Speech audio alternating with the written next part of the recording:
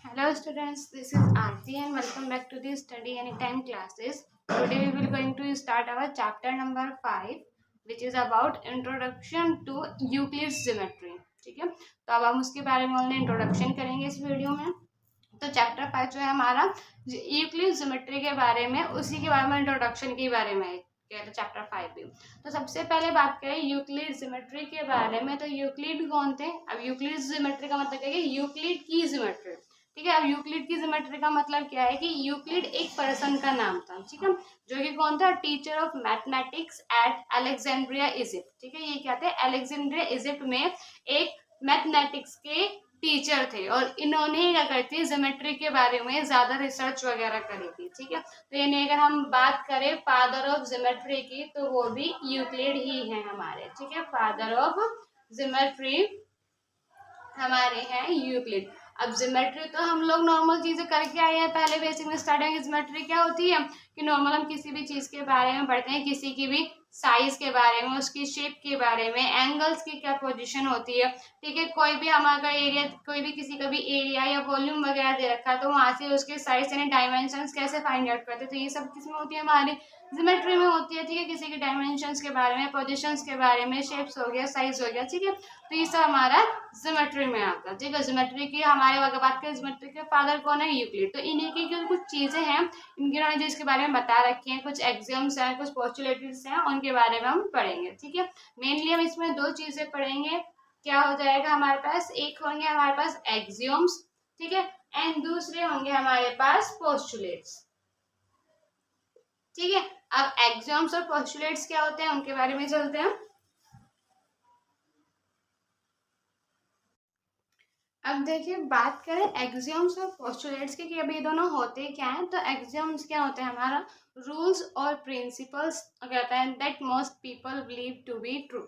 यानी ये कहते हैं ऐसे रूल्स और प्रिंसिपल्स होते हैं जिन्हें ज्यादातर सभी लोग ये विश्वास मानते हैं, ये सब चीजें क्या होती हैं, बिल्कुल सही होती हैं। यानी कुछ रूल्स और कुछ प्रिंसिपल्स हैं हमारे, ठीक है, जो हर कोई मानता है, हर कोई क्या, मोस्टली आपके 99% लोग मानते हैं कि ये सही है। 1% ही होते हैं जो कहते हैं कि नहीं है। वैसे तो 1% के लिए भी नहीं है, वो भी सब इसको क्या होता है, ट्रू ही मानते हैं।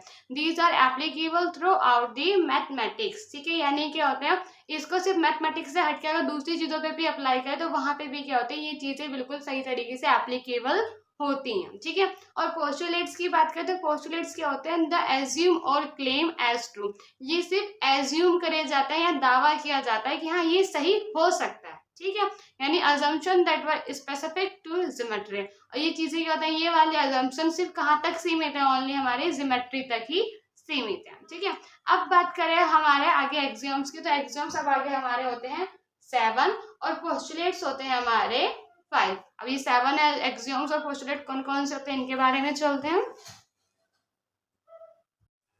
तो देखिए, हमारा पहला एक्सियोम्स क्या कहता है, things which are equal to the same thing are equal to one another. यानी ठीक है, यानी इसका मतलब क्या है, ऐसी चीजें, यानी क्या, थिंग्स कोई भी which are equal to the same thing. ठीक है, जो कि दूसरी कोई सेम चीजों के इक्वल है, तो वो एक दूसरे के इक्वल मानी जाती है। ठीक है, कैसे बताएं इसे, मान लो कोई एक नंबर है, ठीक है, हमने मान लो कोई ए है, वो क्या है, बी के इक्वल है। ठीक है, यानी क्या, और बी जो है वो सी के इक्वल है। ठीक है, तो यानी क्या, ये देखो ए बी के इक्वल एंड बी सी के इक्वल, तो हम यहाँ पे नॉर्मल क्या कह सकते हैं, तो जो सी है वो ए के इक्वल भी है। यानी थिंग्स विच आर इक्वल, चीजें जो आपस में इक्वल्स हैं, टू दी सेम, यानी सेम के, यानी बी देखो ए के भी इक्वल है और बी क्या है, सी के भी इक्वल है। ठीक है, तो अगर सेम चीज के इक्वल में है, तो वो दोनों भी आपस में इक्वल होती हैं। अब जैसे आपको मान लिया जाए कि आपको बोलते क्योंकि वो ए नंबर था जो कि क्या था, 7 था। ठीक है, अब यहाँ से अगर हम बोले तो ए क्या है, ए बी के इक्वल है। ठीक है, तो यानी ए की वैल्यू 7 है, तो यानी बी की वैल्यू भी 7 होगी। यहाँ से बी की वैल्यू हमें पता चलती है। लेकिन अब हमें क्या बोला है, बी क्या है, सी के इक्वल है, तो जब बी की वैल्यू भी हमारे पास 7 थी, तो यानी सी की वैल्यू भी अब यहाँ से क्या आ गई, 7 आ जाती है। अब यहाँ से जब हमें ये पता है कि ए की वैल्यू बी की इक्वल है, बी की वैल्यू सी की इक्वल है, तो नॉर्मल सी की वैल्यू हमारे ए के इक्वल ही होगी। ठीक है, तो ये हमारा नॉर्मल इस तरीके से आता है। ये पहला एक्सियोम्स था। बात करते हैं सेकंड एक्सियोम्स पे। अब देखिए, तो सेकंड और थर्ड एक्सियम क्या कहती है हमारी। सेकंड एक्सियम कहती है if equal are added to equals the whole are equal. यानी मतलब क्या है कि अगर हम किन्हीं भी इक्वल्स को, ठीक है, मान लो कोई भी दो इक्वल्स है आर एडेड टू इक्वल्स, ठीक है, और वो इक्वल में ही ऐड करे जाते हैं तो जो भी होल निकल के जो कंप्लीट निकल के आता है वो भी हमारा इक्वल होता है। अब जैसे कि अगर हम बात करें ए और बी, ये दोनों आपस में इक्वल है, ये दो इक्वल्स हमारे यहाँ पास है, और इनमें हम कोई इक्वल नंबर ही ऐड कर रहे हैं, यानी कि कोई एक नंबर सी था, ए में भी हम सी ऐड कर रहे हैं और एक बी में भी सी ही ऐड कर रहे हैं, ठीक है। तो दोनों में हमने क्या करा, देखो ए और बी तो ऑलरेडी आपस में इक्वल था, और दोनों में हम सी ऐड कर रहे हैं, सी तो एक ही वैल्यू है, तो जो भी निकल के आएगा, अब हमारा जो भी कंप्लीट होल नंबर निकल के आएगा वो भी क्या रहेंगे, आपस में इक्वल। यानी अगर मान लो यहाँ पे डी आया, ये डी आया, तो ये भी आपस में इक्वल होगा। जैसे कि एग्जांपल के लिए मान लिया, अब ए की वैल्यू हमने वही मान लिया, हमारे पास 7 थी, ठीक है। अब ए और बी आपस में इक्वल है, तो यानी ए इक्वल टू बी है, तो यानी क्या है, ए भी 7 और बी भी 7। हमें दो चीजें दे रखी है कि ए और बी दोनों आपस में इक्वल है। अब दोनों के बाद हमें मान लिया सी, हमारे पास कोई नंबर 3 था, दोनों में हमने सेम नंबर ऐड करा, 7 में भी 3 ऐड करा और इसमें भी 3 ऐड करा, तो 7 और 3 कितना हो गया, 10, और यहाँ पे भी 7 और 3 क्या हो गया, 10। तो यानी जो आपस में इक्वल थे उनमें अगर हम कोई इक्वल नंबर ऐड करते हैं तो जो होल निकल के आता है, यानी जो पूरा नंबर निकल के आता है वो भी क्या होता है, आपस में इक्वल होते हैं। अच्छे से समझ में आया होगा।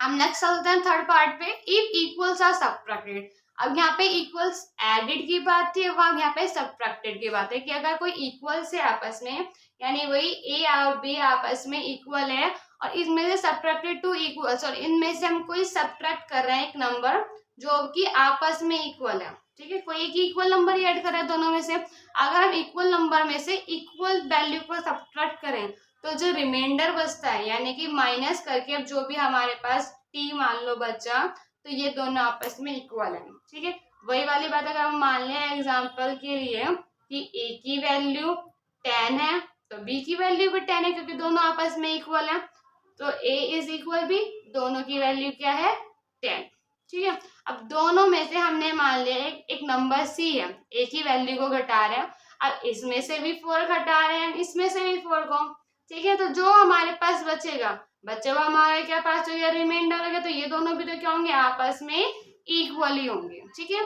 तो सेकंड हमें क्या कहता है एक्सियोम्स, कि अगर हम इक्वल नंबर में से किसी इक्वल को ही ऐड करेंगे तो वो इक्वल ही मिलेगा हमें जो आपस में निकल के आएंगे, और किसी भी इक्वल में से इक्वल्स को ही घटाओगे। ये तो मैथमेटिक्स, अगर हम नॉर्मल किसी इसकी भी बात करें, अगर मान लीजिए कि आपको चॉकलेट्स की भी बात कर लें कि आपके पास चॉकलेट्स हैं, ठीक है, कि आपके पास और आपके भाई के पास, दोनों के पास दो दो हैं, एक आप हो और एक आपका भाई है, दोनों के पास दो दो चॉकलेट, और आपके पास आपके पापा आपको एक एक और दे देते हैं, ठीक है। तो दोनों के पास कितनी हो गई, 3 हो जाएगी, कि दोनों के पास पहले भी इक्वल थे और दोनों को बाद में इक्वल ही मिली है, ठीक है। इस तरीके से सब्ट्रैक्शन में, ठीक है। तो सेकंड और थर्ड चलते हैं हमारे नेक्स्ट एक्सियोम्स में।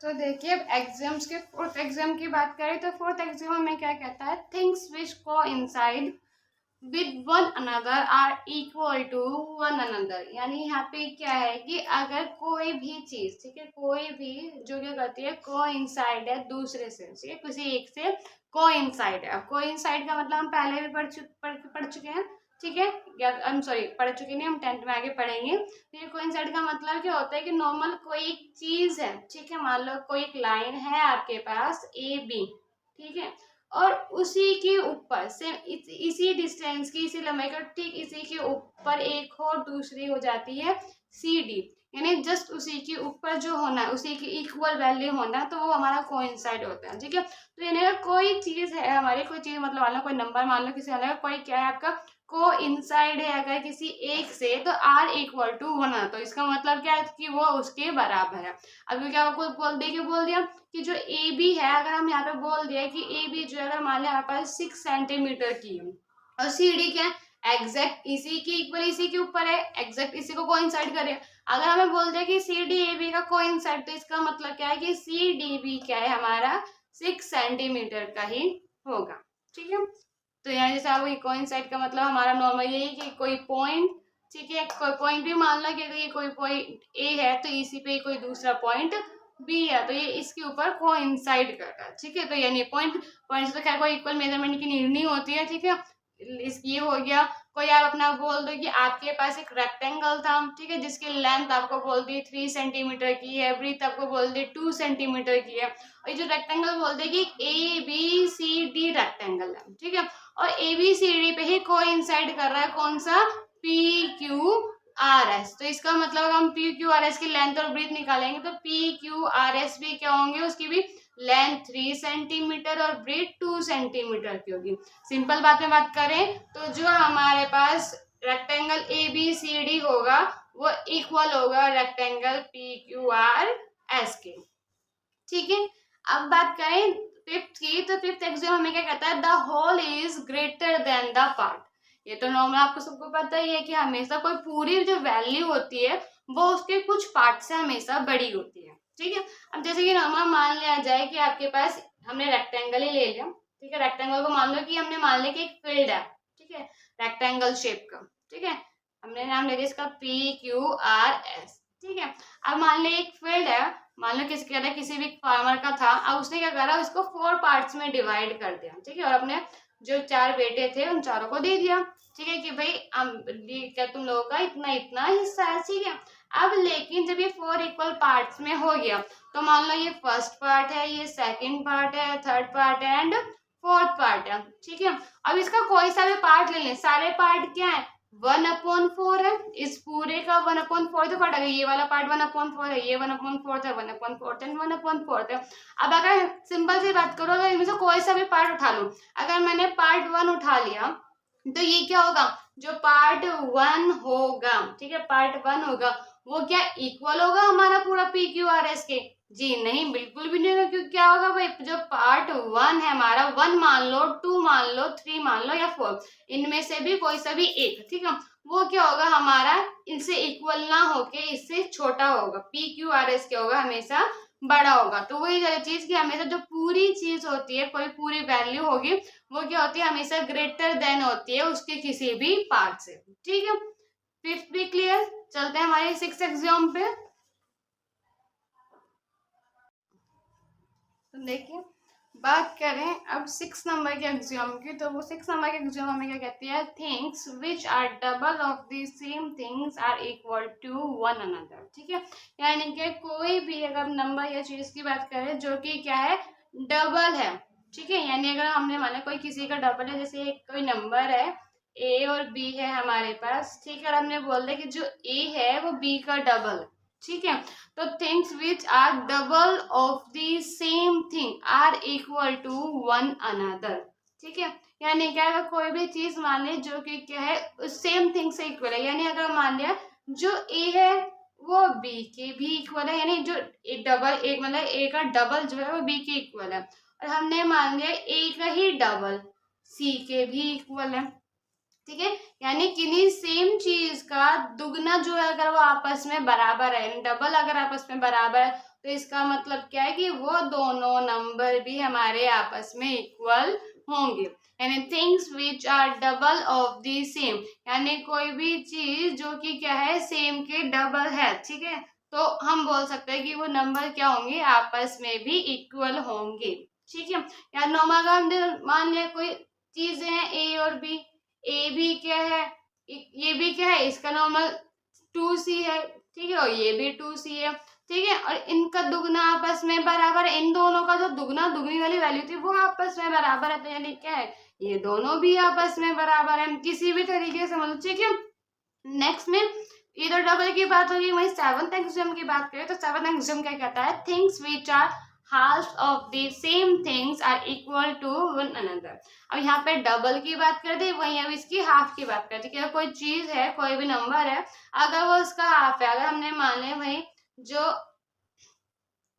हाफ है कोई नंबर वो बी के इक्वल है, और वही वो एक हाफ नंबर वो सी के भी इक्वल है, तो इसका भी मतलब वही क्या है कि हमारा बी और सी क्या है, आपस में इक्वल है। किसी भी नंबर के जो आपस में इक्वल है उनका डबल अगर इक्वल है तो वो इक्वल है, और किसी के अगर नंबर्स का हाफ आपस में इक्वल्स है तो भी क्या वो नंबर्स हमारे आपस में इक्वल है। तो ये तो बात हो गई हमारे एक्सियोम्स की, 7 एक्सियोम्स, ठीक है। अब आगे चलते हैं हमारे पोस्टुलेट्स पे। तो देखिए पोस्टुलेट्स की बात करें तो पोस्टुलेट का मतलब हमारे मतलब तुमने समझ लिया था कि क्या होते हैं पोस्टुलेट की, ये हमारे क्लेम्स होते हैं, ठीक है।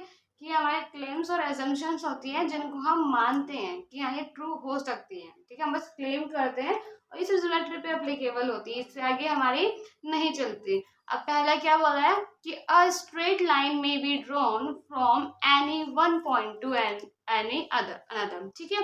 यानी क्या अगर हमें एक स्ट्रेट लाइन है, ठीक है, स्ट्रेट लाइन अगर हमें उसे ड्रॉ करना है, स्ट्रेट लाइन में भी ड्रॉ अगर ड्रॉ करनी है तो from any one point two any other point. तो ये क्या होगी, मान लिया हमारे पास कोई एक पॉइंट ए था और एक पॉइंट बी था, तो स्ट्रेट लाइन क्या होगी, इस पॉइंट से इस पॉइंट के बीच में ही ड्रॉ की जाएगी, क्योंकि स्ट्रेट लाइन क्या होती है, दो पॉइंटों के बीच में होती है, ठीक है। अब वो चाहे आप किसी भी डायरेक्शन में कर लो, मान लो इस तरीके से था, ठीक है, तो आप क्या करोगे, दो पॉइंट से एक ही लाइन ड्रॉ कर सकते हो। लेकिन अगर हम बात करें एक पॉइंट से, तो एक पॉइंट से तो हम कितनी भी किसी भी डायरेक्शन में और अनकाउंटेबल लाइंस ड्रॉ कर सकते हैं। लेकिन दो पॉइंट से अगर उन्हें आपस में ज्वाइन करके हम क्या कर सकते हैं, एक ही लाइन को ड्रॉ कर सकते हैं, ठीक है। अब बात करें सेकंड की, तो सेकंड क्या कहती है, a terminate line can be produce indefinitely, ठीक है। यानी क्या होता है, टर्मिनेटेड लाइन जो है, टर्मिनेटेड का मतलब क्या होता है कि हमें कोई लाइन दे रखी है इस तरीके से, ठीक है, और वो क्या है हमें इस तरह से गिवन है कि वो हमारे आगे टर्मिनेट यानी आगे अभी बढ़ती जाएगी, ठीक है। जो टर्मिनेटेड लाइन है उससे हम क्या कर सकते हैं, इनडेफिनेटली यानी आगे तक का जितना मर्जी उस आगे प्रोड्यूस कर सकते हैं, ठीक है। देखिए थर्ड पोस्टुलेट क्या कहता है हमें, थर्ड पोस्टुलेट कहता है circle can be drawn with any centre and any radius. यानी अगर हमें मान लो कोई भी सर्कल ड्रॉ करना है, ठीक है, तो कंपल्सरी नहीं कि हमारे पास रेडियस फिक्स होनी चाहिए या सेंटर हो, ठीक है। नॉर्मल हमें मेंशन होता है, क्वेश्चन में गिवन होता है कि हमें 4 सेंटीमीटर की रेडियस बनानी है, 5 की गिवन है, लेकिन हम हमारी मर्जी, हम किसी भी कहीं पे भी अपना कंपास रख के हम क्या कर सकते हैं, अपनी एक रेडियस अगर हमें बोल दो नॉर्मल जैसे एक सर्कल बनाना है, ठीक है, हमें नहीं मेंशन की कुछ भी, ठीक है, तो उस कंडीशन में हमें नॉर्मल बस क्या करना है, अगर हम कहीं पे भी अपना सेंटर माना, एक रेडियस ली एंड देन अपना कंपास को रख के हमने क्या कर दिया, ऐसे घुमा दिया, ठीक है। तो नॉर्मल हम क्या कर सकते हैं, अपना कितना भी रेडियस और कितना भी कोई सा भी सेंटर लेके हम अपना सर्कल को ड्रॉ कर सकते हैं। ये हमारा कहता है थर्ड पोस्टुलेट, ठीक है। अब फोर्थ की बात करते हैं कि all right angles are equal to one another, कि जितने भी राइट एंगल्स होते हैं वो क्या होते हैं, आपस में बराबर होते हैं। अब आपस में आप देखो राइट एंगल, तो आपको पता है राइट एंगल का मतलब क्या होगा, 90 डिग्री का एंगल। अब 90 सारे के सारे ही राइट एंगल 90 डिग्री, ये तो है नहीं कि राइट एंगल कोई सा हमारे पास 25 या 30 या फिर 110 का होगा, सारे के सारे फिक्स है, ये 90 का ही होता है। अब वो चाहे 90 का आप इस तरीके से बना लो, ठीक है, चाहे उसको और बड़ा कर लो, ठीक है, या किसी डायरेक्शन में इस तरीके से कर दो, ठीक है, किसी भी डायरेक्शन में चेंज कर दो आप उसको, ठीक है, लेकिन रहेगा तो वो क्या हमारा 90 डिग्री का ही, ठीक है। अब चाहे हम इस तरीके से करके ऐसे ड्रॉ कर दें, है हर डायरेक्शन में किसी तरह है तो साइड साइड राइट एंगल ही, तो सारे राइट एंगल्स क्या होते हैं, आपस में इक्वल होते हैं, ठीक है। सो देखिए बात करें हमारे लास्ट की फिफ्थ पोस्टुलेट्स की, तो फिफ्थ पोस्टुलेट्स हमें क्या कहता है कि if a straight line following on two straight line, ठीक है, यानी क्या है कि अगर मान लो कोई भी अगर हमारे पास दो स्ट्रेट लाइन है, ठीक है, वो किसी भी जरूरी नहीं है कि वो पैरेलल में तो इस तरीके से होती है बीच का डिफरेंस सेम होना चाहिए, बट मतलब दो स्ट्रेट लाइन है, मान लो कोई ऐसे है, कोई इस तरीके से है या इस तरीके से है, ये नीचे वाले हल्की तेजी है, मतलब बस क्या है कि दो स्ट्रेट लाइन है और कोई सी एक अनदर स्ट्रेट लाइन क्या कर रही है, वो इस पर फॉल कर रही है, ठीक है। तो क्या करेंगे, makes the interior angle on the same side is taken together, ठीक है। यानी क्या है कि जो अब लाइंस फॉल करने के बाद जो इंटीरियर एंगल बन रहे हैं, इंटीरियर एंगल कौन सा था, वो हम पहले पढ़ के आ चुके हैं 7th 8th में, कि जब ये फॉल करती है, ठीक है, इंटरसेक्ट करती जाती है, तो ये जो अंदर वाले एंगल होते हैं दिस साइड वाले एंड ये दिस, ठीक है, तो ये हमारे ये 1 2 3 4 ये चारों कौन कौन से हमारे इंटीरियर एंगल हैं, ठीक है। अभी इंटीरियर एंगल अगर बोले interior angle on same side, तो कौन सा है, इस साइड वाले ये सेम साइड वाले हैं और ये दोनों ये सेम साइड वाले हैं। तो हमें क्या बोला है कि अगर कोई भी स्ट्रेट लाइन किन्हीं दो ही स्ट्रेट लाइन पर गिरती है यानी फॉल करती है, तो जो इंटीरियर एंगल होते हैं on the side of it taken together, तो ये एक सेम साइड पे हैं, अगर हम इनको एक साथ लें टेकन टुगेदर, तो ये होते हैं लेस देन 2 राइट एंगल्स। ठीक है, तो ये क्या होंगे अगर लेस देन राइट एंगल्स होंगे। 2 राइट एंगल का मतलब क्या, देखिए राइट एंगल का मतलब हमें पता है कि राइट एंगल कितना होता है 90 डिग्री का। ठीक है, और 2 बोला है यानी क्या है 2 मल्टीप्लाई 90 यानी 180 से लेस देन, यानी क्या कि अगर हम एंगल 1 और एंगल 4 को अगर हम प्लस करेंगे तो ये कितना होना चाहिए 180 से हमारा लेस देन होता है। ठीक है, तो यानी कि lines make the interior angle on the same side of it taken together less than 2 right angle. ठीक है, come and then the 2 straight line if produce infinitely. ठीक है, मतलब क्या है कि अगर किसी एक साइड का सम कम है यानी इसका तो 180 से कम है, तो उस साइड वाली लाइन को अगर हम इनफाइनाइटली आगे बढ़ाएंगे, ठीक है, तो यानी क्या होगा straight line and it produce infinite meet on the side on which the angles are less than 2 right angle. तो जिस साइड का भी सम 180 से छोटा है यानी 2 राइट एंगल के सम से छोटा है, अगर मान लो मैं 1 + 4 कर रही हूँ, इसका सम जो है 180 से छोटा है, तो इस साइड की लाइंस को अगर मैं इधर इंक्रीज करती हुई चलूंगी इस तरीके से इनफाइनाइटली, तो एक पॉइंट ऐसा आएगा कि ये कहीं ना कहीं जाके मिल जाएंगे। अब जैसे कि इन दोनों को प्लस करो तो एंगल 2 और एंगल 3 जो होगा मान लो कि ये ग्रेटर देन है 180 डिग्री का, तो इस साइड को आप कितना भी इंक्रीज करोगे ये करेंगे आगे चल के मीट नहीं करेंगे। अब जैसे कि मान लिया एक से इसी तरीके से अगर ये एक इस तरीके से थी, ठीक है, और दूसरी हमारी इस तरीके से थी और कोई इस तरीके से फॉल कर रहा है, तो अब मैं अगर इसकी इस साइड को प्लस करूंगा वो 180 ज्यादा आएगा, तो इसको आप कितना भी आगे बढ़ा लो ये कहीं कट नहीं करेंगे। और इस साइड वाले एंगल को, ये जो इस साइड के इंटीरियर एंगल है ये एंगल 1 और 2, इनको सम करेंगे तो एंगल 1 और 2, ठीक है, इनका क्या होगा लेस देन 180 डिग्री होगा। तो जब ये 180 डिग्री जिस भी साइड का इंटीरियर एंगल का सम सेम साइड का 180 से जब भी छोटा है, तो मैं समझ लो कि उस साइड की लाइन को जब हम आगे आगे बढ़ाएंगे तो एक पॉइंट इनमें ऐसा आएगा कि ये आपस में मीट करेंगे ही करेंगे। ठीक है, तो ये क्या है हमारे ये 5 पोस्टुलेट जो है ये सबसे 5वें नंबर का सबसे इंपॉर्टेंट है, ये ज्यादा आपके एग्जाम पॉइंट ऑफ व्यू से रहता है। ठीक है, और बाकी जब हमने पोस्टुलेट्स और ये जो भी एग्जाम्स करे हैं ये हमें सारे के सारे सीक्वेंस में ही याद करने हैं, क्योंकि हमारे एग्जाम में इस तरह से आता है कि पोस्टुलेट 4 5 बताइए, या एग्जाम्स 4 क्या कहता है, एग्जाम्स 5 क्या कहता है, या फिर हमें पूरी स्टेटमेंट दे दी जाती है और हमसे बोला जाता है कि इस स्टेटमेंट को बताइए कौन से एग्जाम्स के अकॉर्डिंग एग्जैक्ट राइट है। ठीक है, तो हमें इनका सीक्वेंस नंबर्स याद रखने हैं। ठीक है, बाकी अब इसकी एक्सरसाइज स्टार्ट करेंगे लेकिन हमारी नेक्स्ट वीडियो में, तब तक के लिए बाय बाय। एंड अगर वीडियो को अच्छी लगी हो तो please like and share the video and also subscribe the channel.